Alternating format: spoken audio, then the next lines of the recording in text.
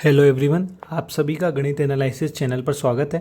हमने अपनी पिछली क्लासेस के अंदर एक्सरसाइज 2.2 को कंप्लीट कर लिया था और उसी के साथ में हमने अपनी जो प्रश्नावली 1 और 2 उन दोनों को बिल्कुल ढंग से अच्छे तरीके से समझ लिया था और उसके रिगार्डिंग हमने मल्टीपल क्लासेस कवर की थी। तो अब हम उसके बाद में अपने चैप्टर नंबर 3 को स्टार्ट करने जा रहे हैं। ये आज हमारी इंट्रोडक्शन क्लास होगी इस चैप्टर से रिलेटेड। तो इस चैप्टर के अंदर मैं आपको काफ़ी कुछ बेसिक्स बातें समझाना चाहूँगा।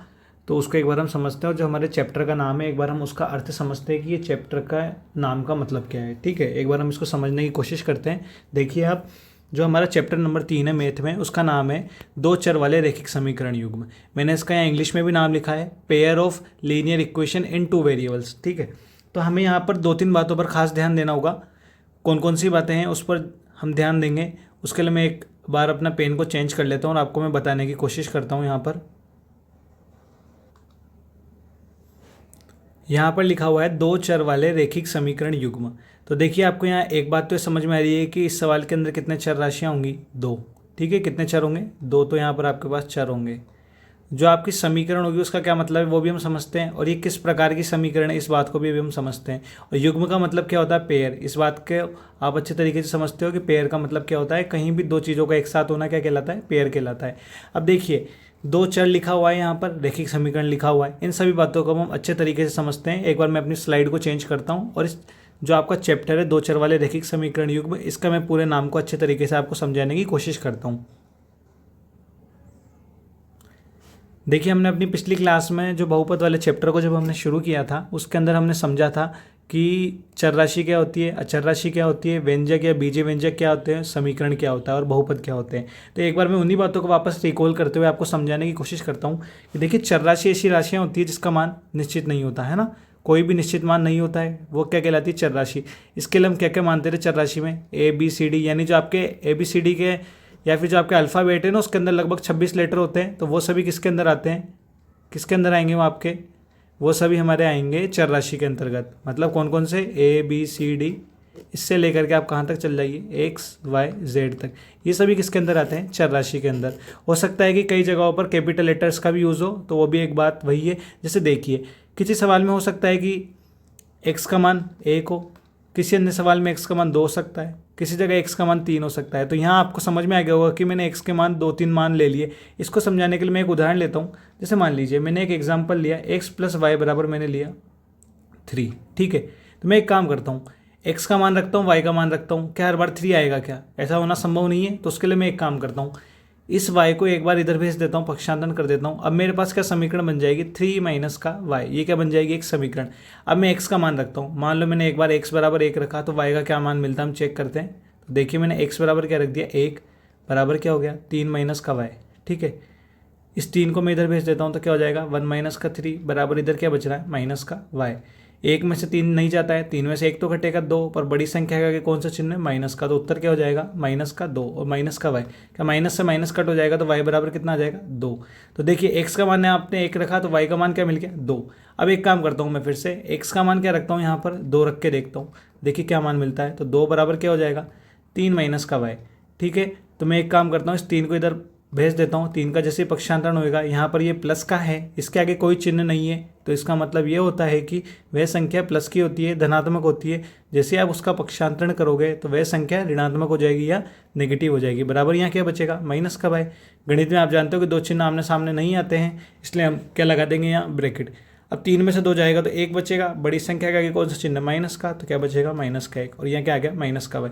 माइनस से माइनस कट जाएगा तो क्या बचेगा, y बराबर क्या बचेगा, 1। तो इन दो एग्जाम्पल से आपको समझ में आ गया होगा कि जैसे मैंने x का मान बदला तो y का मान भी मुझे 2 प्राप्त हुआ, फिर मैंने x का मान बदला तो y का मान भी मुझे 1 प्राप्त हुआ। तो इससे आपको यहाँ समझ में आने लगा होगा कि यहाँ x और y का मान बिल्कुल भी निश्चित नहीं है। आप जैसे जैसे x का मान बदलते जाओगे वैसे वैसे y का मान बदलता जाएगा। मतलब जो चर राशि ऐसी राशियाँ होती है जिसका मान निश्चित नहीं होता है, जिसका मान बदलता रहता है समीकरण के हिसाब से या व्यंजक के हिसाब से, तो वो क्या कहलाती है, चर राशियाँ।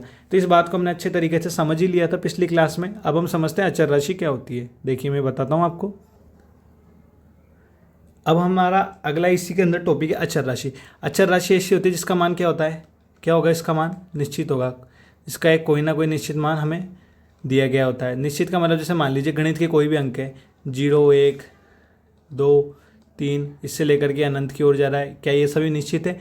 जैसे आपसे कहा गया कि आप बाजार जाते हो और आपसे कहा गया कि 3 पीस आम के लेके आना, तो आप कितने लाओगे? 3 का मतलब क्या 3 ही होता है? 3 को मैं 4 तो बोल नहीं सकता, 5 तो बोल नहीं सकता, 3 का मतलब 3 है, ये मान फिक्स है, इसको आप बदल ही नहीं सकते। ठीक है, यानी ये इन्फॉर्मेशन आपके पास पहले से दी गई है और ये एक फिक्स इन्फॉर्मेशन होती है। ये हो गया। इसी की जगह क्या ऋणात्मक संख्या नहीं हो सकती निश्चित? हाँ हो सकती है, ये भी एक निश्चित संख्या है। क्या अंडर रूट या बटा वाली संख्या नहीं हो सकती? हो सकती है, 1/2, 2/3, 3/5। इसी में क्या ऋणात्मक संख्याएं नहीं हो सकती? क्या हो सकती है, जैसे -7/5, ये भी हो सकता है। क्या अंडर रूट की संख्याएं अचर राशि नहीं हो सकती? हाँ हो सकती है, अंडर रूट का 2, अंडर रूट का 3, अंडर रूट 25, अंडर रूट का 7/2, 2√3, ठीक है, -√3। तो ये सभी क्या हो सकती है हमारी अचर राशियाँ, क्योंकि इन सभी का मान निश्चित है। इन सभी का मान आप किसी भी समीकरण में रख करके इसे बार बार नहीं बदल सकते। ठीक है, ये सभी क्या होती है, एक निश्चित राशियाँ होती है। जैसे आपको कहा जाए कि एक, तो एक ही होगा, उसको आप 2 तो बोल नहीं सकते। जो तरीका हम शुरू से अपनाते आ रहे हैं गणित के अंदर पढ़ने का, उसी तरीके को हमको काम में लेना होता है। तो इससे आपको समझ में आ गया होगा कि चर राशि तो वह होती है जिसका मान निश्चित नहीं होता है, और अचर राशियाँ वह होती है जिसका मान निश्चित होता है। ठीक है, अचर के मतलब आपको ये होगा कि कोई ना कोई एक संख्यात्मक मान मिला होगा, जबकि चर राशि होगी तो वहाँ पर आपको क्या लेटर्स मिलेंगे, ABCD से लेकर के XYZ तक। ठीक है, तो ये वाली बात मुझे लगता है कि आप लोगों को अच्छे तरीके से समझ में आ गई होगी। अब हम इसी के अंदर अगले टॉपिक को समझते हैं, व्यंजक। देखिए, व्यंजक को बीजीय व्यंजक भी कहा जाता है। बीजीय कहने का मतलब इसलिए होता है क्योंकि इसमें अल्फ़ाबेटिकल लेटर्स का यूज़ करते हैं हम, जैसे XYZ वगैरह का, इसलिए हम इसको क्या बोल देते हैं, बीजीय व्यंजक। और इसको इंग्लिश में हम बोलते हैं एल्जेब्रिक एक्सप्रेशंस। देखिए, व्यंजक क्या होते हैं और समीकरण में क्या फ़र्क होता है, मैं दोनों बात को यहाँ बिल्कुल अच्छे तरीके से आपको समझाऊंगा। इसको समझाने की कोशिश करता हूँ। जब आपको ये बिल्कुल बेसिक पता होगा कि समीकरण क्या होता है और व्यंजक क्या होता है, तो फिर आपके लिए ये चैप्टर काफ़ी ईजी हो जाएगा। वैसे तो मैंने इस बात को अपने जो प्रीवियस क्लासेस थी चैप्टर 2 से जुड़ी हुई, उसकी जो चैप्टर 2 की जो पहली क्लास थी उसके अंदर मैंने काफ़ी डीपली समझाया इस बात को, पर मैं एक बार फिर से आपको याद करवा देता हूँ। शायद कोई बच्चा इस वीडियो को डायरेक्टली देखता है तो उसको कन्फ्यूजन ना हो कि बीजीय व्यंजक क्या होता है और समीकरण क्या होता है। देखिए, जो बीजीय व्यंजक होगा ना, उसको कैसे लिखेंगे, उसको लिखने के कुछ फिक्स तरीके होते हैं। जैसे आपको पता है कि आपके पास चर राशियाँ हैं, जैसे मैंने डायरेक्ट लिख दिया X, Y, Z, ये सभी क्या कहलाएंगे, बीजीय व्यंजक। मान लो इनके साथ मैंने कोई संख्या को जोड़ दिया, घटा दिया, ठीक है, किसी संख्या को इनके साथ गुणा कर दिया, कोई भी 2 चर राशियों को एक साथ गुणा कर दिया, 3 चर राशियों को एक साथ गुणा कर दिया, उसमें किसी संख्या का भाग दे दिया, या फिर कुछ इस प्रकार से संख्याओं को मैंने लिख दिया, या फिर मैंने संख्याओं को इस तरीके से चेंज कर दिया, तो ये सभी क्या कहलाएंगे, हमारे बीजीय व्यंजक। क्या आपको यहाँ कहीं पर भी बराबर का चिन्ह नजर आ रहा है? नहीं आ रहा ना? तो आपको क्या ध्यान रखना है कि जब भी आप बीजीय व्यंजक लिखते हो ना, तो बराबर का चिन्ह नहीं होता है। ठीक है, बराबर के चिन्ह का उपयोग नहीं होता है। इसमें कोई भी LHS और RHS भी नहीं होता है। अब ये जो 2 बात है ना इसमें, कि बराबर का चिन्ह और LHS RHS, यही समीकरण और बीजीय व्यंजक के अंदर अंतर उत्पन्न करती है। तो इसी बात को हम समझते हैं कि बीजीय व्यंजक में तो क्या होता है, आपको X, Y, Z इनके साथ कोई भी संख्या को जोड़ दिया, घटा दिया, गुणा कर दिया, भाग कर दिया, तो ये सभी क्या कहलाएंगे, बीजीय व्यंजक। मतलब इसमें एक ही पक्ष होता है, पर आप ये नहीं बता सकते कि वो LHS होगा या RHS होगा, उनके बीच में कोई बराबर का चिन्ह नहीं होता। जबकि समीकरण क्या होता है, देखिए इसके अंदर 2 बातें होती है। एक तो के चिन्ह का प्रयोग होगा समीकरण में, ठीक है, बराबर के चिन्ह का प्रयोग होगा इसमें। जब भी आप समीकरण लिखते हो ना, तो इसमें बराबर के चिन्ह का प्रयोग होगा। और क्या होगा, एक तरफ तो LHS होगा और एक क्या होगा आपके पास, RHS होगा, यानी 2 पक्ष दिए जाएंगे। इसी से आप क्या पहचान कर लोगे कि ये हमारी एक क्या है, समीकरण। जैसे मान लीजिए मैंने लिख दिया, पहले मैं सिंपल तरीके से समझाता हूँ। जैसे मान लीजिए मैंने लिख दिया X + 3 बराबर लिख दिया मैंने 0। क्या ये हमारी समीकरण है? हाँ, ये हमारी एक समीकरण है। जैसे देखिए कि यहाँ के एक आपको LHS दिया गया है, हाँ LHS है, ये हमारे बाएं हाथ की तरफ इसलिए LHS बोलेंगे, और ये हमारे दाएं हाथ की तरफ इसको हम RHS बोलेंगे। अगर यदि मान लीजिए मैं इस 3 का इधर पक्षांतरण कर देता हूँ, तो X बराबर क्या बन जाएगा, -3। क्या बन जाएगा, -3। तो क्या ये हमारी समीकरण है? हाँ, एक समीकरण है। ये LHS है इसमें, और ये क्या है, RHS है। बीच में किसका चिन्ह दे रखा है, बराबर का चिन्ह दे रखा है। पर अभी आपको दिखाई दे रहा होगा कि यहाँ पर मैंने एक ही चर राशि का उपयोग किया है। कितनी चर राशि का उपयोग किया है? एक ही चर राशि का उपयोग किया है। मान लीजिए मैं इसकी जगह लिख देता X + Y = 6, मान लीजिए ऐसा कुछ लिख देता, या फिर मैंने यहाँ लिखा होता 2x + Z + y बराबर 8, कुछ भी ऐसा मान लिखा होता मैंने, तो वो भी क्या कहलाती, समीकरण कहलाती, क्योंकि इसके अंदर एक तो क्या दे रखा होता आपको LHS दिया होता और एक क्या दे रखा है आपको RHS दे रखा है। बस बात इस चीज़ पर निर्भर करेगी कि यहाँ ऊपर वाली समीकरण में तो x और y का मान क्या होगा और नीचे वाली में x, y और z का मान क्या होगा। इसी चीज़ को हम आगे और अच्छे तरीके से समझते हैं। बस मैं आपको यहाँ पर ये बताना चाहता हूँ कि समीकरण क्या होती है और बीजीय व्यंजक क्या होते हैं और इन दोनों में क्या फ़र्क होता है, वो मैंने आपको अच्छे तरीके से समझा ही दिया है। तो अब हम एक काम करते हैं, अपनी पिछली क्लास की ओर वापस बढ़ते हैं हम। जो हमने अपनी पिछली क्लास के अंदर कुछ बातें समझी थी बहुपद वाले चैप्टर में, उसी से मैं इस समीकरण को आपको समझाना शुरू करता हूँ।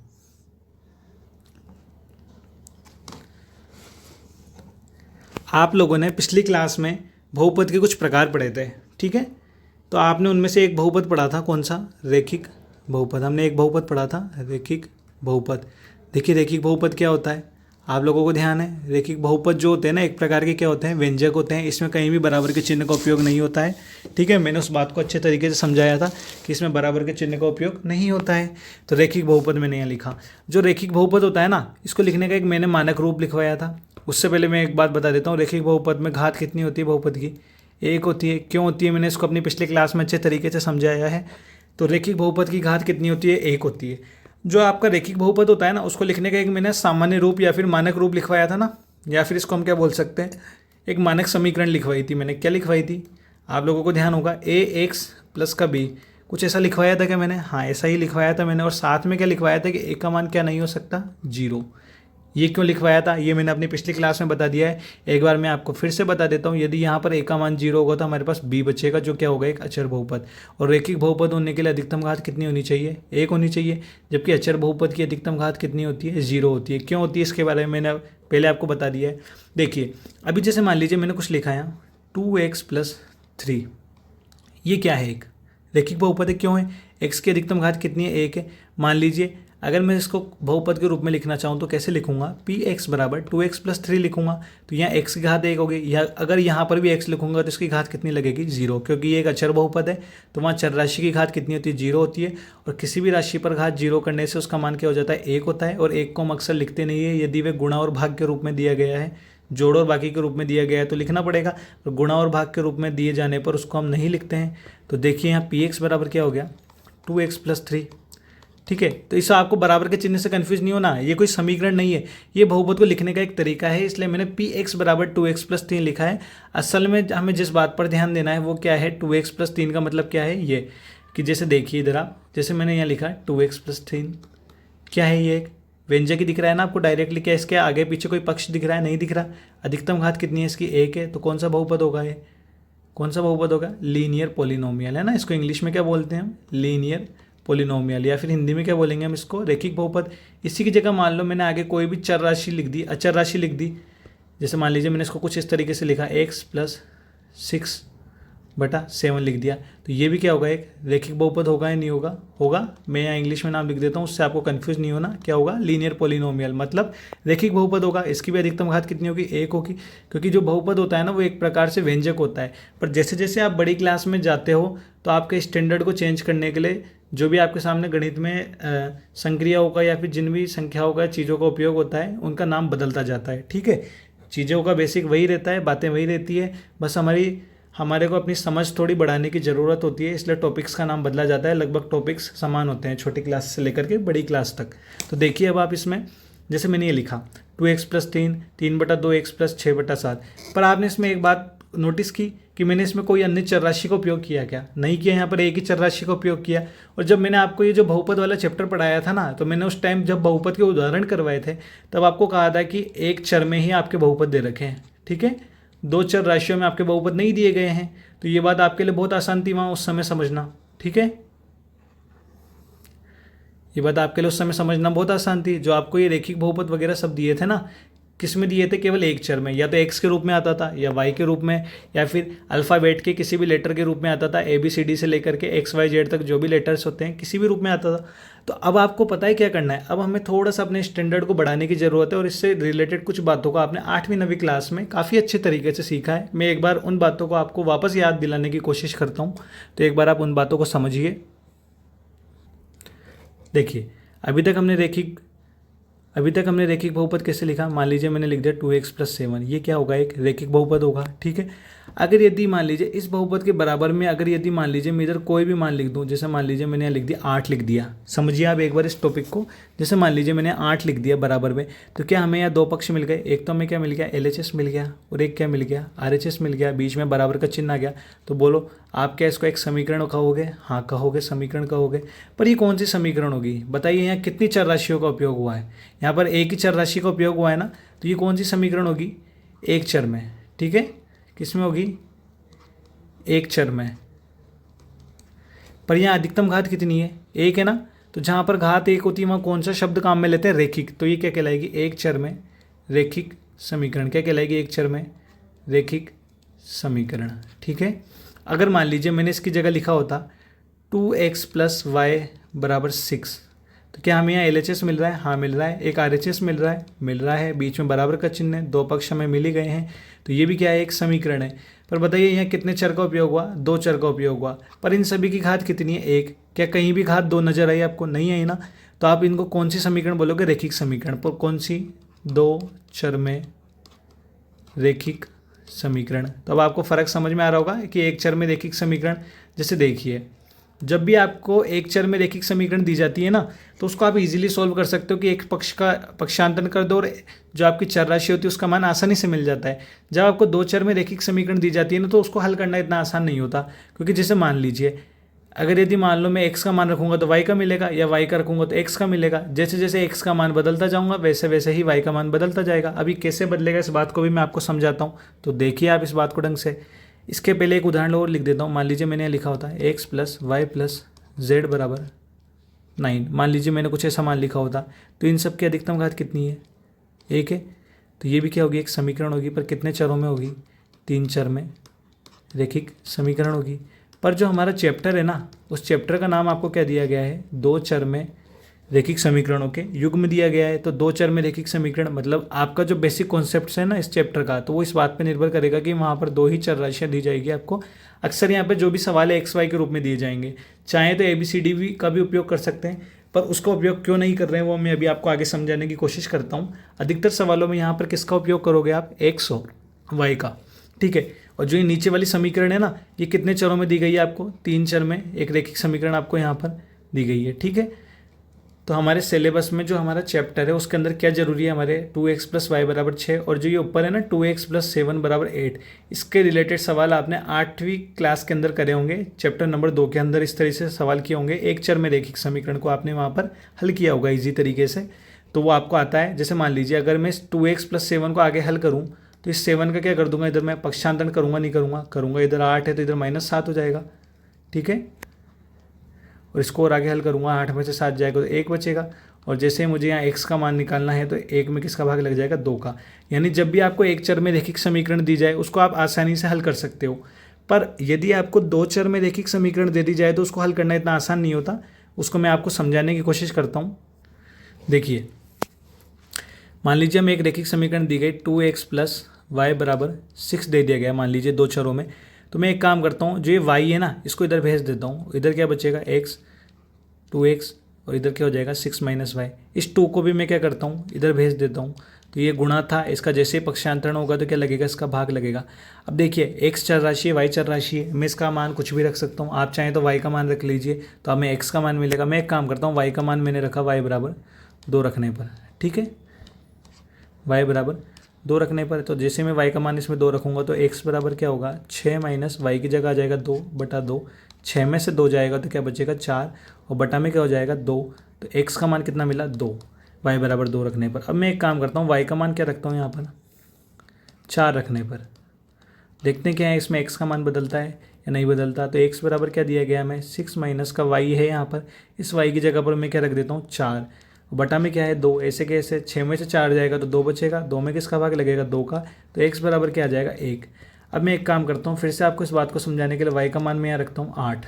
ठीक है, आप चाहें तो कुछ अन्य मान भी रख सकते हैं। जैसे मान लीजिए आपको लग रहा होगा कि सर आपने 2 के गैप वाली संख्या लिखी है, मैं एक काम करता हूँ यहाँ पे माइनस की कोई संख्या लिख देता हूँ, -2 रखने पर। ठीक है, तो x बराबर क्या है, 6 माइनस का y है ना, y की जगह पर क्या लिख दूंगा, -2 बटा में क्या हो जाएगा 2। आप जानते हो माइनस और माइनस आपस में क्या हो जाते हैं, गुणा। माइनस और माइनस क्या हो जाएगा, प्लस। प्लस का 2 लग जाएगा बटा में 2 x, तो x बराबर क्या होगा 6 में 2 जोड़ने पर आएगा 8, और 8 में किसका भाग दोगे 2 का, तो x बराबर क्या आएगा 4। तो अब आपने एक चीज़ देखी होगी, जब आपको एक ही रैखिक समीकरण दी गई ना दो चर में, तो आप यहाँ पे फिक्स नहीं कर पा रहे कि x और y का क्या एक निश्चित मान होगा जो दोनों को संतुलित करेगा। पर आप यहाँ देख रहे हो कि x का मान बदलोगे तो y के अलग अलग मान मिलते जाएंगे, y का मान बदलोगे x के अलग अलग मान मिलते जाएंगे। तो इसी वजह से जो आपका चैप्टर है ना, इस चैप्टर का नाम क्या रखा गया है, दो चर वाले रैखिक समीकरण युग्म। जब भी आपको दो रैखिक समीकरण दिए जाएंगे ना, उनको आप जब भी हल करोगे आपको एक निश्चित एक ही मान प्राप्त होगा। तो मैं आपको समझाता हूँ उसको लिखने का क्या तरीका होता है, तो उस बात को भी अब हम समझते हैं। देखिए मैंने आपके चैप्टर का नाम लिखा है दो चर वाले रैखिक समीकरण युग्म। अब आपको समझ में आ गया होगा हम यहाँ दो चर कौन कौन से काम में ले रहे हैं। एक तो x और y को काम में ले रहे हैं, चाहे तो आप अल्फ़ाबेट में से कुछ भी लेटर्स को काम में ले सकते हैं, ठीक है, उससे आपके मान पर कोई फर्क नहीं पड़ेगा। रैखिक का मतलब क्या होगा, रैखिक समीकरण का मतलब घात कितनी होनी चाहिए, एक होनी चाहिए। क्यों होनी चाहिए इस बात को अभी मैंने समझा ही दिया आपको। युग्म का मतलब क्या होगा, कम से कम क्या दे रखी होगी आपको, दो समीकरण। तब हम क्या करते हैं, दो चर वाला जो रैखिक समीकरण युग्म है ना, तो इस चैप्टर की अब हम शुरुआत कर रहे हैं। तो कुछ यहाँ पे एक मानक समीकरण लिखी जाती है, तो वो मैं लिख देता हूँ यहाँ पर। देखिए जो ये मैंने लिखा है इसको इरेज करता हूँ। देखिए जो भी रैखिक समीकरण होगी ना,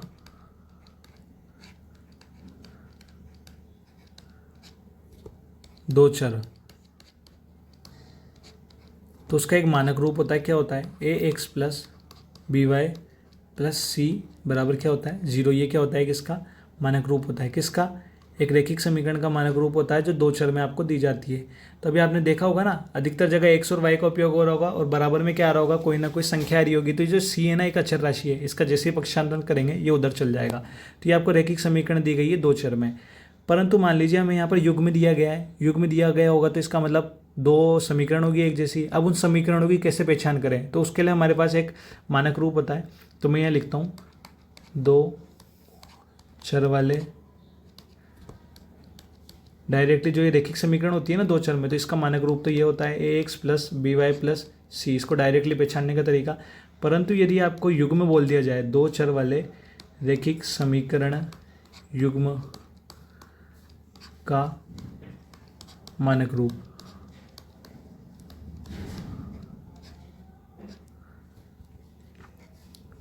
तो इसके लिए क्या करना है, आपको दो समीकरण बनानी होगी। पहले तो मैं लिख देता हूँ ax plus b y plus c बराबर 0, और दूसरी भी लिख देता हूँ ax plus b y plus c बराबर 0। पर क्या आपको देख के नहीं लग रहा कि ये दोनों एक जैसी हो गई, ये तो एक ही समीकरण हो गई। आपने बस इसको दो बार लिख दिया। तो इसी बात को हम वेरीफाई करने के लिए हम क्या करते हैं, इनके नीचे 1 लगा देते हैं। जैसे पहली समीकरण है ना, a1 लिख देते हैं, इसको b1 लिख देते हैं, इसको c1 लिख देते हैं, इसको a1, इसको b1, और इसको थोड़ा मैंने यहाँ गलत लिख दिया, इसको लिख देता हूँ मैं a2, इसको लिख देते हैं यहाँ पर b2, और इसको लिख देते हैं यहाँ पर c2। ठीक है, अब हमने दो चीज़ लिख दी। क्या मिल गया हमें यहाँ पर, दो रैखिक समीकरण मिल गई ना, ax plus b y plus c के रूप में। बस a की जगह क्या लग गया a1, b की जगह क्या लग गया b1, c की जगह लग गया c1, और नीचे वाली समीकरण में a की जगह लग गया a2, b की जगह लग गया b2, और c की जगह क्या लग गया c2। तो ये बात आपको समझ में आ गई होगी। अगर हम इसको नंबर देना चाहिए तो है हमारी समीकरण नंबर 1, और ये है हमारी समीकरण नंबर 2। तो हमारी बात वेरीफाई होती है कि युग्म के लिए दो समीकरण चाहिए होती है, और रैखिक समीकरण में अधिकतम घात कितनी होती है, 1 होती है। तो देखिए आप इन सब की घात 1 दिख रही है ना आपको, कहीं भी घात एक्स्ट्रा दिख रही है कि घात 2 दिख रही है आपको, नहीं दिख रही है। तो जहाँ कुछ नहीं लिखा हुआ तो वहाँ घात कितनी होती है उस संख्या की, 1 होती है। तो अब आपको ये समझ में आ गया होगा कि मैंने दो चर वाले रैखिक समीकरण युग्म का मानक रूप कैसे लिखा है। तो आज हमारी क्लास यहीं पर कंप्लीट होती है, और इससे रिलेटेड कुछ और इम्पोर्टेंट पॉइंट्स हैं तो उसको हम अपनी नेक्स्ट क्लास में कवर करते हैं। ठीक है, तो ये वाली क्लास हमारी यहीं पर कंप्लीट होती है। आप लोग हमारे चैनल को लाइक करें, शेयर करें, सब्सक्राइब करें, और ग्रो होने में हमें सपोर्ट करें।